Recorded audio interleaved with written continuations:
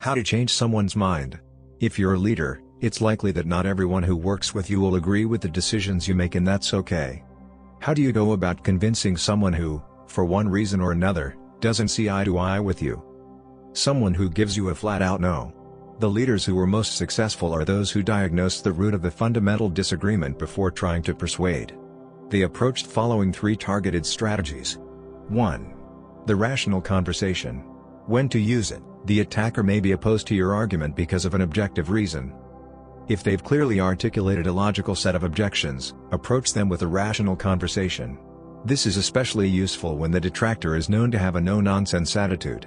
How it works. A successful cognitive conversation requires 2 things: sound arguments and good presentation.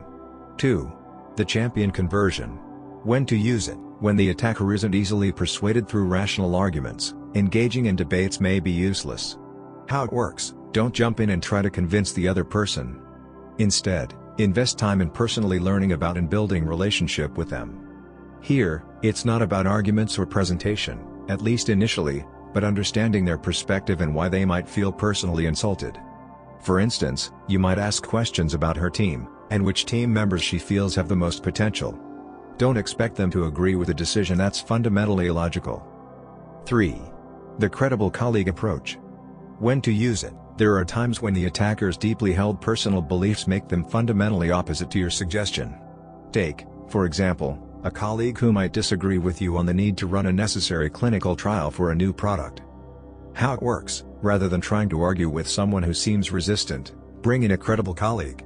A champion of your position from another part of the organization, whether they are a peer or superior, may be better suited to convince this detractor. Calling in an external supporter is a double-edged sword. It's not easy to have attackers, and it's even harder to change their minds. The key is to understand the source of their resistance and use a targeted strategy that best resonates with your particular detractor. You'll have a much better chance of getting a yes.